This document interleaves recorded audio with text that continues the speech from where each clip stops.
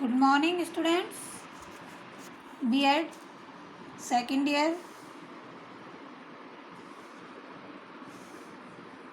समावेशी शिक्षा, जो हमारा टॉपिक है विशिष्ट शिक्षा। आज मैं आपको विशिष्ट शिक्षा के बारे में बता रही हूँ कि विशिष्ट शिक्षा ऐसी शिक्षण प्रक्रिया से है, उसका अभिप्राय है जो औसत बालक के संबंध नहीं रखती है।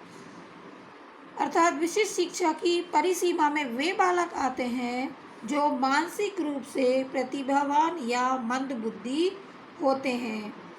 इसके साथ ही शारीरिक, सामाजिक, व्यवहारिक व असाध्य रोगों से पीड़ित बालक भी विशेष शिक्षा की श्रेणी में आते हैं। विशेष शिक्षा की संज्ञा से अभिप्राय है शिक्षण की वह पद्धति जिसका उपयोग असामान्य बालक के लिए करना पड़ता है। विद्यालय में सभी बालक एक समान नहीं होते हैं, उसमें विभिन्नताएं होती हैं। इन बालकों में अलग अलग विशेषताएं होती है। किसी बालक में समझने की शक्ति अधिक प्रबल होती है तो किसी बालक में समझने की शक्ति कम होती है। कोई बालक कक्षा में शैतानी करने में अधिक सक्रिय होता है तो कोई बालक कक्षा में शांत भाव से कक्षा में बैठा रहता है। इसी कारण जो बालक अन्य सामान्य बालकों से अलग प्रकार के होते हैं उन्हें ही विशिष्ट या असाधारण बालक की संज्ञा दी जाती है। यह असाधारण बालक या विशिष्ट बालक शिक्षक के लिए समस्या का कारण बन सकते हैं। जो बालक किसी बात को औरों की अपेक्षा बहुत जल्दी सीखते हैं वे अपना शेष समय कक्षा में बातें करने में अथवा शरारतें करने में बिताते हैं। इसी प्रकार वे बालक भी जिन्हें कक्षा की बातें समझ में नहीं आती हैं, हम शिक्षा की समस्या को ठीक प्रकार से तभी हल कर सकते हैं जब इन असाधारण बालकों के लिए शिक्षा की उचित व्यवस्था की जाए।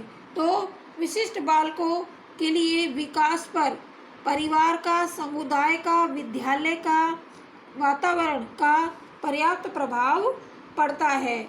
इन विशिष्ट बालकों को 3 भागों में बांटा गया है। सबसे पहले आता है प्रखर बुद्धि यानी प्रतिभाशाली बालक, दूसरे आते हैं मंद बुद्धि या पिछड़ा बालक, और तीसरे आते हैं समस्यात्मक बालक जैसे कि विकलांग बालक या बाल अपराधी बालक। तो इन 3 प्रकार के बालकों के बारे में हम आपको अगली कक्षा विस्तार से बताएंगे।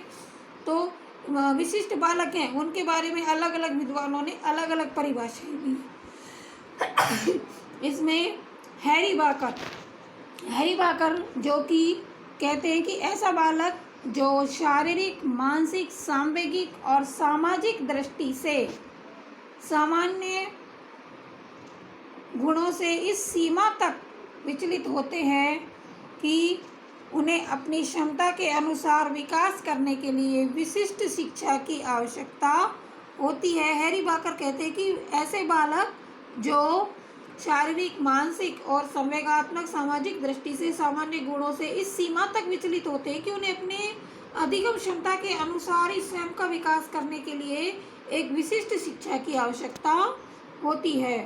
क्रो कहते हैं कि विशिष्ट शब्द किसी एक ऐसे गुण या उस गुण का धारण करने वाले व्यक्ति के लिए प्रयोग किया जाता है जबकि व्यक्ति उस गुण विशेष को धारण करते हुए अन्य सामान्य व्यक्ति से इतना अधिक असामान्य हो कि वह उस गुण विशेष के कारण अपने साथियों के विशिष्ट ध्यान को मांग करे अथवा उसे प्राप्त करे, साथ ही उसके व्यवहार की क्रियाएं और अनुक्रियाएं भी प्रभावित हो।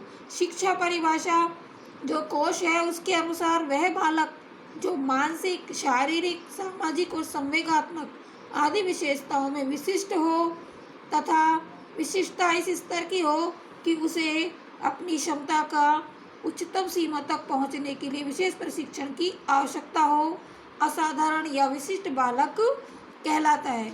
तो इसमें जो 3 तरह के बालक बताए हैं, प्रखर बुद्धि या प्रतिभाशाली बालक, ये भी अलग होते हैं, विशिष्ट होते हैं।